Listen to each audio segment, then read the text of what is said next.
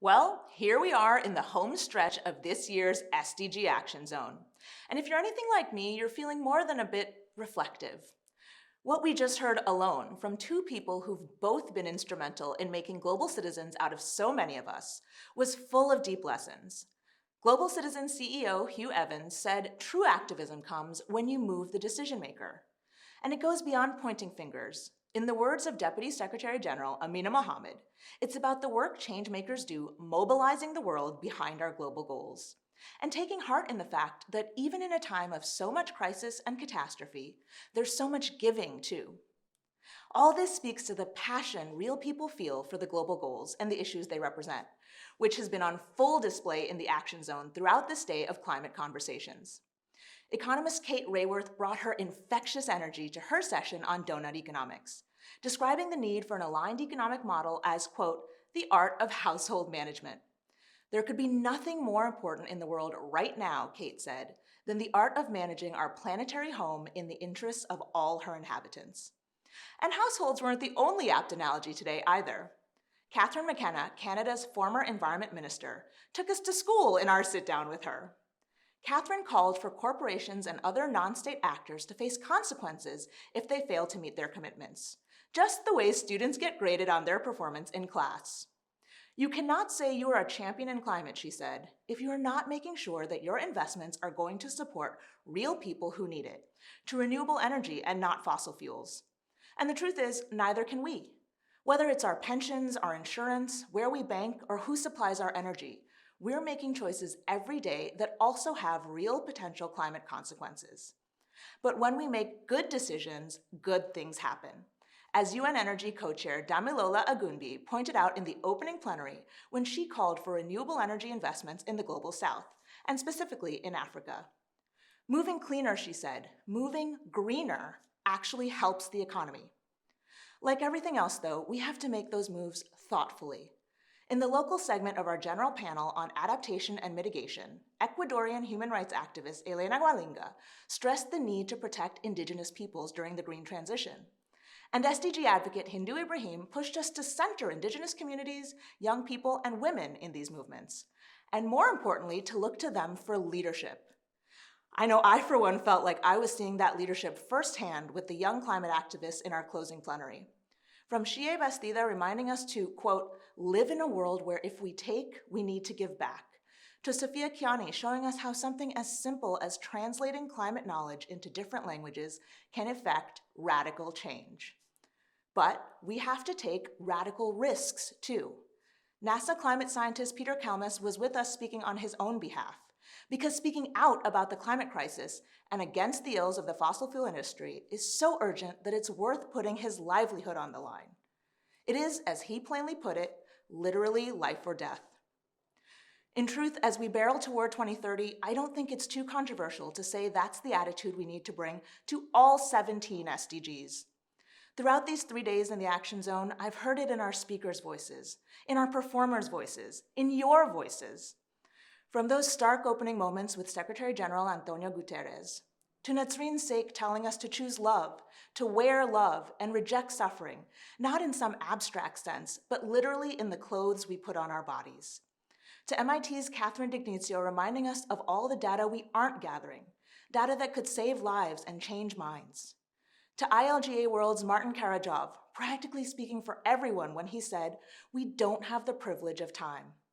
And today, to hear that we are simply not on track to keep 1.5 alive, that in fact, we're most certainly on track to blow right through that would-be ceiling.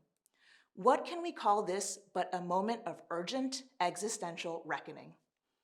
Here's the thing though, I think Luisa Neubauer, who's of course a young German climate activist and so much more, was also right today when she said that one of our biggest enemies is despair. And strangely, hearing the harsh realities stated so plainly over these 3 days hasn't made me despair. If anything, it's made me ask myself, more sincerely than ever, just what I'm willing and able to bring to this struggle. The way Microsoft President Brad Smith encouraged us all to do as he talked today about his company's own path to an unprecedented climate commitment. I'm still unraveling my real answer, and I'll probably be doing that for a while. But I'll tell you what came to mind right away. If it isn't obvious because of this lovely virtual frame, I'm having a baby in about 6 weeks. And I'll tell you that when the folks at the SDG Strategy Hub reached out to me a few months ago to ask if I'd join the Action Zone team again, this whole pregnancy thing was very much top of mind. It seemed almost irresponsible to take on something as big as this awesome program, knowing what the circumstances would be. Then, I hung up the phone, and guess what happened? I imagined this little human that's coming, and I thought about every child set to inherit a planet in crisis, and every pregnant person who won't get the support they need in this increasingly hostile political environment, and every corner of the world being left behind because those of us with even the slightest privilege are taught to chase comfort and convenience above everything else, including community. I thought about the example that's been set for me by a legion of unstoppable women in particular, and the example I want to set, the example we should all be setting for the next generation, as well as the generations above us, who still have so much power to do good if they were brave and motivated enough to wield it. It didn't take long to figure out that there was nowhere in the universe I'd rather be at 34 weeks pregnant than sitting in this chair. Turns out that's something I'm more than willing to do. And though it's a tiny example, it feels like so many moments we all face. Moments big and small that offer us an opportunity to push ourselves, to be and to do just better. When we consider the people we might affect and how much making that impact is worth to us, it's amazing how easy it becomes to choose better, even when it's also harder. And I promise you, there are more and bigger examples of that everywhere once you start looking. 50 years ago, it was saving the whales. American researcher Roger Payne stumbled across Navy recordings of whales and decided the world needed to hear them. So he produced an album called Songs of the Humpback Whale, which ultimately sold more than 100,000 copies and helped bring about the end of commercial whaling. Last week, it was the billionaire founder of Patagonia, Yvon Chouinard, announcing that he and his family were relinquishing ownership of the company they spent nearly half a century building. Earth is now our only shareholder, he said, as he pledged to put future Patagonia profits toward fighting climate change. Today, happening as we speak, it's climate strikers around the world demanding that leaders listen to the most affected people and areas, and immediately work to provide loss and damage finance to the communities most harmed by the climate crisis. And beyond today, tomorrow, it's going to be you. Wherever you are, whatever your age, whether you're new to these causes or a lifelong champion and ally, I know it's going to be you. I know it's going to be you because it has to be you. And I'm so grateful on behalf of this baby and all the babies who are going to be able to live full, happy lives because we held ourselves to account and made the choices we had to make. It's going to be us leveraging our sense of urgency, our ingenuity, and our humanity to spark transformational change. And we're going to do it with complete and total intersectional joy, just like LGBTIQ activist Anbid Zaman said yesterday. So remember, the Action Zone is just the beginning, a springboard to get you connected and collaborating, so we can convince the world together to act. And in that spirit, it's up to you to spread the message. So here's something you can do right now. Go to sdgactionzone.org. Choose the session that excited you the most and share it far and wide.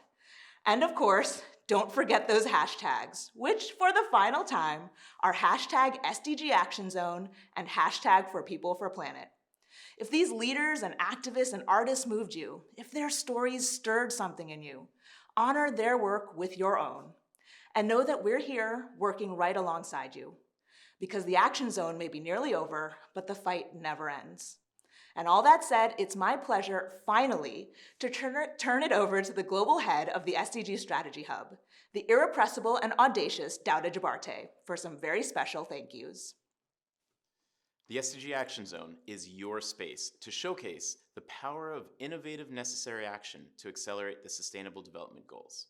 Once again, it's been our absolute pleasure and privilege to welcome the champions, activists, and allies of sustainable development from around the world. That's all of you. And none of this could have been possible without the dedication, enthusiasm, collaboration from each and every one of you from across the globe, including our committed network of UN colleagues.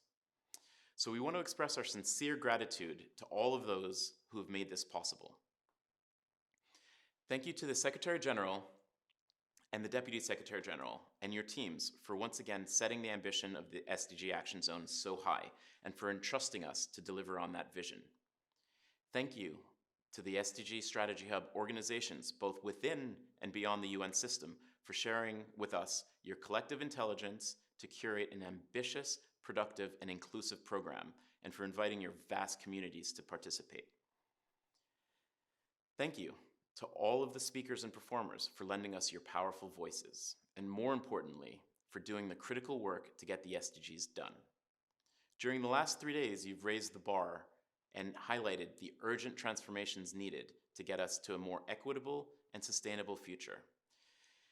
Thank you, as always, to the virtual show for an impeccable production, and to TBWA Melbourne for beautiful and compelling promotional material. And thank you both for your continued collaboration. Thank you to the Bill and Melinda Gates Foundation, to Education Above All, and to the UN Foundation for enabling this space through your generous support. And lastly, but certainly not least, thank you to the team behind the SDG Action Zone. Nadira, our brilliant host, for leading us through the program. Christian, the man behind the camera, for bringing the program to life. Charlie and Christina, for the powerful words. And to the small, mighty, and determined SDG Strategy Hub team, Natalie, Nora, Agustin, and Monique, thank you.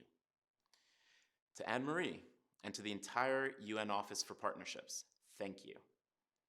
We couldn't have done this without each and every one of you, and for that we are eternally grateful, so thank you.